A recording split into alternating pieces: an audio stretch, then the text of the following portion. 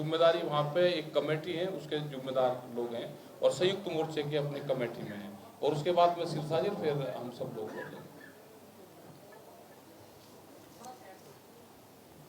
सबसे पहले छायाकार पत्रकार बंधुओं को नमस्कार और दूर दराज से पंजाब, हरियाणा और चंडीगढ़ के महत्वपूर्ण किसान नेताओं को मेरी तरफ से राम राम।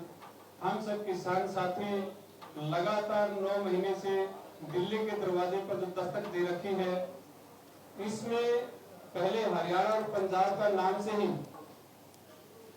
केंद्र सरकार कहती थी कि सिर्फ एक पंजाब के किसान नशहरी, निठल्ले, पता नहीं किस तरह के आरोप लगाती थी, और हमारे इस किसान आंदोलन को हरियाणा, पंजाब के एसवाई के मुद्दे पर कभी किसी तरह के मुद्दे लेकर के हरियाणा और पंजाब में जो भाईचारा था उसको खंडित करने का प्रयास करते थे।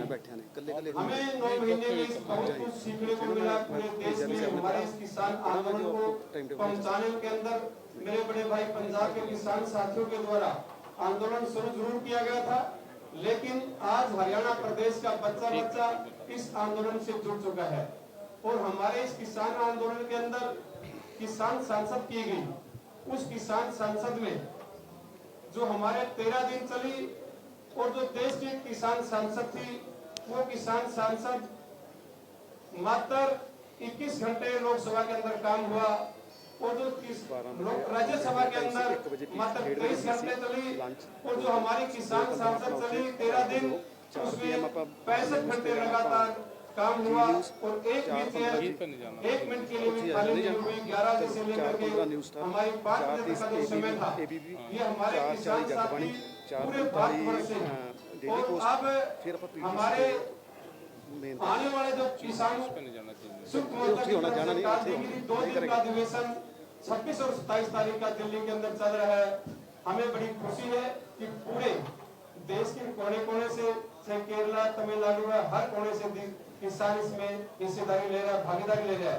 और हरियाणा प्रदेश का द्वारा 2 दिन पहले ही एक भूमि अधिग्रहण जो 2013 में बिल पास किया था, उसका संशोधन किया, वो मात्र किसान और मजदूर साथी के ऊपर एक तरह से कुठाराघात किया गया है। संयुक्त मोर्चा उसका भी डट करके विरोध करेगा। किसान साथियों, आने वाली 5 तारीख मुजफ्फरनगर में जो किसान संयुक्त मोर्चा की तरफ से रैली रखी गई है, उसमें पूरे भारतवर्ष का किसान शामिल होगा। कहीं भी मुजफ्फरनगर के अंदर पांव रखने के लिए जमीन खाली नहीं रहेगी, हर जगह किसान ही किसान दिखाई देगा। और मैं गुरु घरों का भी धन्यवाद करना चाहूंगा। लंबा नहीं लूंगा जी, 1 मिनट में अपना वक्तव्य समाप्त करूंगा। जो गुरु घरों के द्वारा 9 महीने के अंदर हमारा किसान आंदोलन का जो लंगर चलाया गया है, और टिकरी बॉर्डर पर बहुत ज्यादा लंगर है, उन सभी लंगरों के साथियों ने हमसे भी कहा है कि हम वहां जो मुजफ्फरनगर के अंदर पूरे 3-4 दिन पहले ही अपना लंगर शुरू कर देंगे, और किसी भी तरह की खाने पीने की और जो पानी पीने की व्यवस्था करनी है उसमें, और हमारे साथी हमारे बड़े भाई टिकैत साहब विस्तार से चर्चा करेंगे। मैं इतना ही कहना चाहूंगा, जय जवान जय किसान साथी। उनको दे दो, सिरसा जी को 1 मिनट, सिरसा जी को। आज चंडीगढ़ प्रेस क्लब में जो मीटिंग हो रही है, इसमें पहुंचे हुए टिकैत साहब, सभी नेतागण और प्रेसवान भाई सभी को मैं पहले वाहिगुरू जी का खालसा, वाहिगुरू जी की फतेह। टिकैत साहब आप पहुंचे हैं, और सभी नेतागण को मैं ये बताना चाहता हूँ कि जो 5 तारीख के 5 तारीख को रैली रखी है मुजफ्फरनगर में, हमारे पठानकोट और गुरदासपुर से भी बहुत बड़ी तादाद में गाड़ियां वहां पर पहुंचेंगी। और हमें सबसे बड़ी खुशी ये है कि जो ये आंदोलन शुरू हुआ, ये पंजाब से शुरू हुआ था, और आज ये आंदोलन पंजाब नहीं, भारत नहीं, पूरे संसार का ये आंदोलन बन चुका है। और हम बहुत खुश हैं कि जो हमने शुरू किया था उसको सारी दुनिया अब देख रही है, और ये आंदोलन जीतने की उस तारीख की उम्मीद कर रही है। सो हम आपको सभी को ये विश्वास दिलाते हैं कि जो 5 तारीख को रैली हो रही है, उस रैली में पठानकोट से भी चलकर लोग वहां पर पहुंचेंगे। आगे ਲਿਓ ਜੀ ਕੁਲਦੀਪ ਕੁੱਲੂ ਕੁਲਦੀਪ ਜੀ ਇੱਕ ਮਿੰਟ ਜਿਹੜਾ ਅਰੇਂਜ ਕਰ ਰਹੇ ਨੇ ਚੰਡੀਗੜ੍ਹ ਦੇ ਜਥੇਬੰਦੀਆਂ ਦਾ ਇੱਕ ਮਿੰਟ ਲਈ बहुत ही आदर मान सम्मान के योग किसान वसीया चौधरी राकेश टिकैत जी, जोगिंदर लाल जी, नरेंद्र जी और जितने दूर दराज से किसान मेरे साथी आए हैं। जो मुजफ्फरनगर की रैली होगी उसमें सबसे हम 3 दिन पहले 100 बस लेकर चंडीगढ़ इकाई की तरफ से जाएंगे और टिकैत साहब की बात रखें। चलो बढ़िया जी। ਧੰਨਵਾਦ ਜੀ। ਅਸੀਂ ਬਾਕੀ ਸੱਜਣਾ ਤੋਂ ਮਾਫੀ ਮੰਗਦੇ ਹਾਂ। ਹੁਣ ਟਕੈਤ ਸਾਹਿਬ ਕਰਨਗੇ। ਆਲਮਜੀਤ ਸਿੰਘ ਮਾਨ ਬੈਠੇ ਨੇ ਜੋ ਆਪਣੀ ਜ਼ਮੀਨ ਦੇ ਵਿੱਚ ਸਾਨੂੰ ਕਿਸਾਨ ਭਵਨ ਬਣਾ ਕੇ ਦੇ ਰਹੇ ਆ। ਇਹਨਾਂ ਦਾ ਵੀ ਅਸੀਂ ਧੰਨਵਾਦ ਕਰਦੇ ਹਾਂ। ਇਹ ਬੈਠੇ ਨੇ ਸਾਡੇ ਵਿੱਚ। ਹੁਣ ਮੈਂ ਬੇਨਤੀ ਕਰੂੰ ਟਕੈਤ ਸਾਹਿਬ ਜੀ ਉਹ ਜਿਹੜੀ ਪ੍ਰੈਸ कांफ्रेंस ਨੂੰ ਸੰਬੋਧਿਤ ਕਰ ਲੈਣ। धन्यवाद सभी प्रेस का और धन्यवाद सभी जो डेस्क पे जो लोग बैठे हुए हैं, जो मंच पे बैठे हैं उनका। वीरेंद्र सिंह जी है यहाँ पे, इन्होंने एक बड़ा योगदान, जो वॉशरूम बने हैं उन पे बड़ा योगदान, इनके जो साथी हैं उनका वहाँ पे बहुत योगदान रहा। बहुत लोगों ने जिन्होंने काम करा वे दिखेंगे नहीं। सिरसा जी हैं, सिरसा जी वे हैं जब सिरसा के अंदर पुलिस से झगड़ा हुआ और उस टाइम पे अकेले ये शख्स से उन्होंने कहा कि मैं अनशन करूंगा और उनके जो मुकदमे थे वहाँ की गवर्नमेंट को, वहाँ के अधिकारियों को झुकना पड़ा। सिरसा जी यहाँ पे अपने जोगिंदर जी हैं, ये एक बड़े किसान लीडर हमारे हैं। यहाँ पे राजेंद्र जी हैं, इनका भी बड़ा योगदान इस आंदोलन में है। और पहलवान साहब हैं आपके पंजाब से हैं, ये ऑल इंडिया जाट महासभा में जो है उसके यहाँ के पंजाब के अध्यक्ष हैं, ये भी अपना समर्थन देने यहाँ पे आए हैं। किसानी आंदोलन में बिरादरी एक अलग चीज होगी। और रतन मान जी हमारे हरियाणा के अध्यक्ष हैं, बड़ा योगदान सबका रहा है। और लाखोवाल जी आपके बीच में है, बड़ा योगदान। यहाँ की सारे जत्थेबंदी जो 40 जत्थेबंदी यहाँ की है उनका बड़ा योगदान। सारे हमारे पदाधिकारी कुलदीप जी और जो हमारे जिन्होंने जमीन दी किसान भवन के लिए, चंडीगढ़ जैसे जगह में अपनी जमीन दे के किसान भवन बनवाने वाला, आने वाले टाइम पे वही किसान भवन यहाँ पे बनेगा और एक बेहतरीन किसानों की सुविधाएं वहाँ पे रहेगी। उस हिसाब से यहाँ चंडीगढ़ में एक किसान भवन बनना, उन्हें अपनी जीरकपुर में, जीरकपुर चंडीगढ़ तो एक ही है भाई। धन्यवाद है आपका सबका, आपने जमीन दी। और अभी सभी प्रेस के लोगों का भी धन्यवाद कि आप आए, हमको यहाँ पे बुलवाया। इशू हमारे ये हैं कि 9 महीने किसानी आंदोलन को दिल्ली में हुए और पिछले 22 जनवरी से भारत सरकार ने बातचीत बंद की। हमने बार बार ये कहा कि अगर ये पार्टी की सरकार होती, ये किसी भी पार्टी की सरकार देश में होती, वो जरूर बातचीत करती। ये सरकार है मोदी सरकार और मोदी सरकार को चलाती है कंपनियां। ये बड़े घरानों की पार्टी की सरकार है, बड़े लोगों की सरकार है और इसीलिए भारत सरकार किसानों से बातचीत करने को तैयार नहीं है। बहुत से सवाल आए, बहुत के प्रेस के लोग, बहुत ने ठीक दिखाया, बहुत प्रेस के लोगों ने निगेटिव दिखाया, लेकिन हमने कहा कि आप दिखाओ हमारे बारे में, जो कहना है आप कहो, लेकिन समाज को बात जानी चाहिए। प्रेस के लोगों का भी हम धन्यवाद देते हैं। इलेक्ट्रॉनिक मीडिया, प्रिंट मीडिया और वो पूरे देश भर की कहीं के भी हो, अब अपनी भाषा में उन्होंने इस आंदोलन को दिखाया, अब अपने विचार से उसको दिखाया। लेकिन किसान की क्या गलती है? गन्ने पे भारत सरकार ने रेट बढ़ाया 5 पैसे पर केजी के हिसाब से। नहीं बताया गया पूरे हिंदुस्तान भर को कि 5 रुपए बढ़ाए, वो किलो पे बढ़ाए या क्विंटल पे बढ़ाए। बहुत लोग तो क्विंटल जानते भी नहीं, हम इसको किलो में रेट बढ़ाएंगे। 5 पैसे पर केजी गन्ने का रेट बढ़ा है। डीजल कितने पैसे बढ़ता था? महंगाई कितनी बढ़ी है कई साल में। यही हाल है। गोदाम देश में पहले बने और कानून देश में बाद में आए। क्या व्यापारियों को यह पता था कि गोदाम हम बना लेंगे और हम कानून अपने सिस्टम से लेकर आएंगे? इसका मतलब यह हुआ कि पार्लियामेंट के अंदर तक सेंध लगी है। क्या अपने घोषणा पत्र में इस मोदी सरकार ने यह बताया था जब मैनिफेस्टो आया कि हम रेलवे को बेचने का काम करेंगे? वो घोषणा पत्र दिखाओ। क्या ये कहा था कि हम स्टेडियम बेचने का काम करेंगे? वो दिखाओ। क्या ये कहा था कि लाल किले को हम बेचने का काम करेंगे, वो दिखाओ। ये कहते हैं कि नहीं बेचे नहीं, हमने तो लीज पे दिया है। लीज पे तो कनॉट प्लेस भी गया है। कनॉट प्लेस गांव के लोगों की जमीन पर बना, उनकी दुकानें वहां पे हैं, आज भी वो गांव वालों की दुकानें हैं। क्या लीज पे गई हुई चीज कोई छूट सकती है? 8 महीने में कोई किराएदार मकान माजा वो नहीं छोड़ता। क्या जो बच्चों के स्टेडियम है उनको बेचने का प्रक्रिया चल रही? 3 कानून से अलग भी यह आंदोलन देश बचाने का आंदोलन है। यह आंदोलन ये नहीं कि अगर पंजाब के लोग आगे, अगर सरदार और सिख समाज के लोग आगे तो आप उनको खालिस्तानी कहोगे, अगर मुस्लिम समाज के लोग आगे तो उनको पाकिस्तानी कहोगे, अगर पश्चिम उत्तर प्रदेश हरियाणा के लोग आगे तो उसको आप जाटलैंड के लोग बताओगे? तो ये तो देश में चलने वाला है नहीं।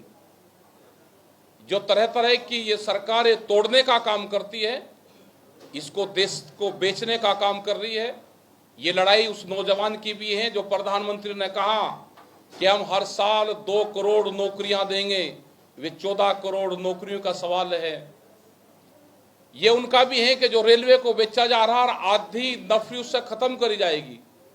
रेलवे के रूट इसलिए बंद हैं कि रेलवे के रूट बिकने के लिए तय हो रहे हैं, और जोन जोन से भी रूट और रेल बिकती रहेगी, कंपनी को जाती रहेगी, उस रोड को खोलते रहेंगे। स्पेशल ट्रेन के नाम पे 55 गुना रेट। ये तो गरीब की रेल थी। भारत पेट्रोलियम वो बेच दिया।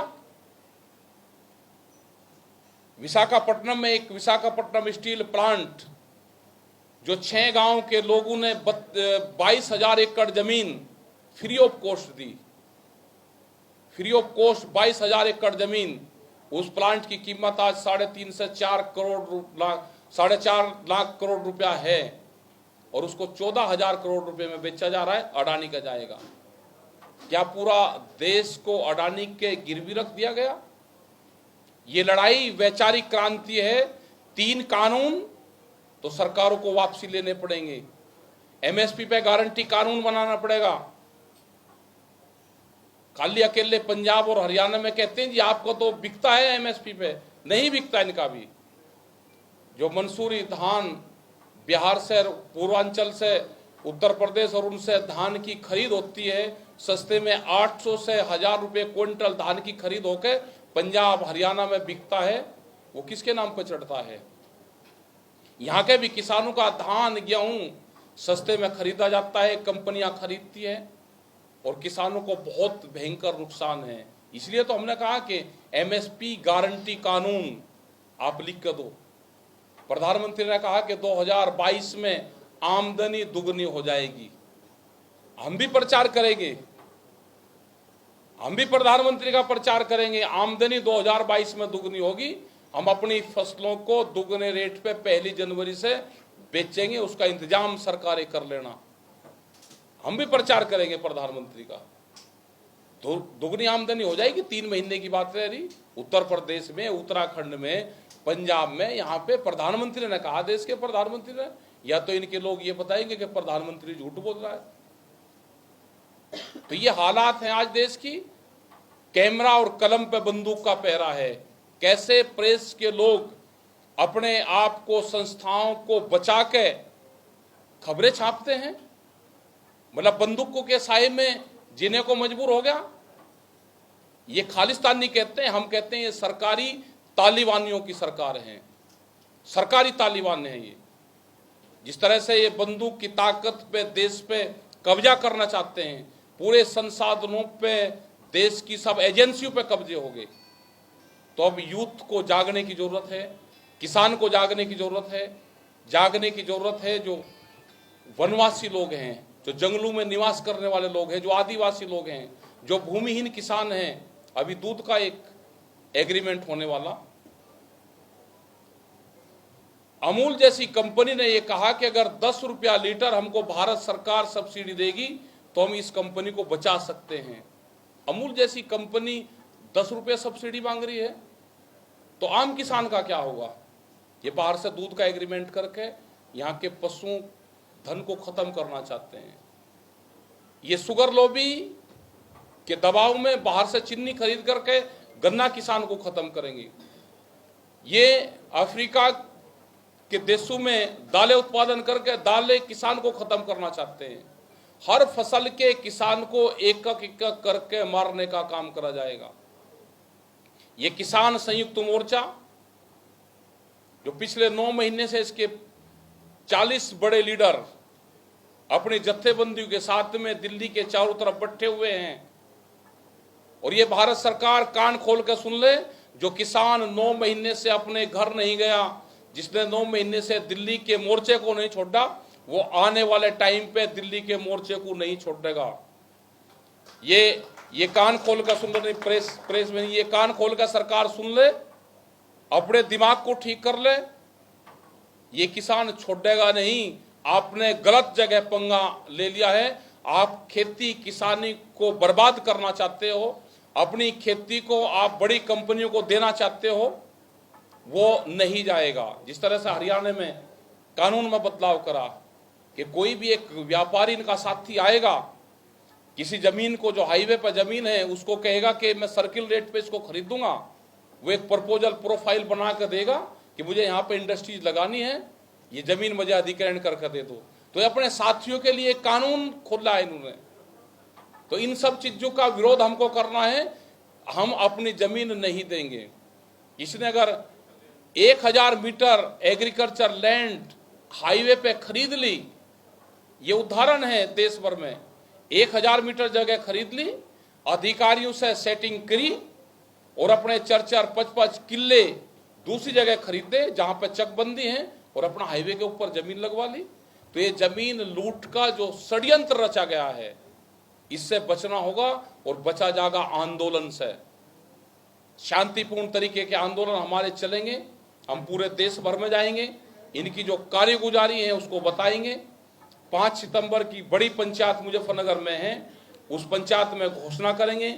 हम यहाँ पे वहाँ का बुलावा देने आए हैं, पंजाब हरियाणा की यूनिट को, चंडीगढ़ के यूनिट को, यहाँ पे सब लोग हैं, उनको यहाँ पे बताना है। चंडीगढ़ के अंदर से भी यहाँ पे बसों की व्यवस्था, जो लोग शहरों में रहते हैं, निर्मल जी हैं हमारे, ने कहा कि बसें लेकर हम भी जाएंगे।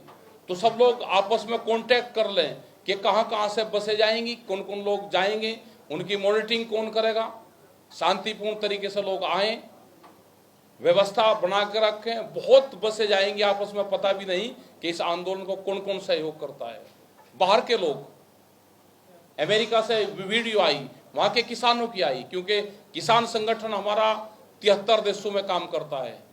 उन्होंने कहा कि हिंदुस्तान के किसानों को सलाम है, अपने आंदोलन को जारी रखें। हम कंपनियों के चुंगल में फंस के हम बर्बाद हो चुके हैं और आज यहाँ पे कोई किसान ऐसा अमेरिका में नहीं है जो कंपनियों से मुकाबला कर सके। हिंदुस्तान के किसानों को, पूरे दुनिया के किसानों को बचाना होगा, यह अमेरिका कह रहा है। फ्रांस, इटली, सब जगह से लोग मैसेज करते हैं। लोग इस आंदोलन के साथ में हैं। जो हमारे परिवार के लोग वहां पर रहते हैं वो इस आंदोलन के सब साथ में हैं। तो आप सभी प्रेस के लोगों से कि अपनी जो जीविका है, अपनी जो पत्रकारिता है, आप पे आंच ना आए, अपनी उसको बचाते हुए आप इस आंदोलन में अपना साथ दे। देश को बचाने में आपका भी एक बड़ा योगदान है, आप उसमें इस देश को बचाने का योगदान करें। यह आंदोलन खाली 3 कानून का नहीं रहा, अब देश बचाने का आंदोलन है। ये लड़ाई हमारी जारी रहेगी और किसान संयुक्त मोर्चा और समस्त संगठन इस आंदोलन की अगुवाई कर रहे हैं। इस आंदोलन के नेता इस देश का किसान, मजदूर, महिलाएं, भूमिहीन किसान सब इस आंदोलन के लीडर हैं। ये एक वैचारिक क्रांति है और जब भी दुनिया में वैचारिक क्रांति आती है तो वो परिवर्तन करती है। यह आंदोलन जब तक चलेगा जब तक गोदामों के ताले नहीं खुलेंगे, ये अनाज गोदामों में बंद नहीं होने देंगे, गरीब की रोटी तिजोरी में बंद नहीं होने देंगे। होटल के बाहर लेटा हुआ भूखा आदमी अगर उसकी जेब में पैसे नहीं है तो ये नहीं कह सकती सरकार के इसको भूख नहीं लग रही। भूख उसको है लेकिन उसकी जेब में पैसे नहीं है। रोटी बाजार की वस्तु ना बने, रोटी जरूरत की वस्तु बने। यह आंदोलन जब तक जारी रहेगा जब तक सरकारें इन सब मुद्दों पे बातचीत करके समाधान नहीं करेगी। जी मुजफ्फरनगर के बारे में बता दो। हाँ जी।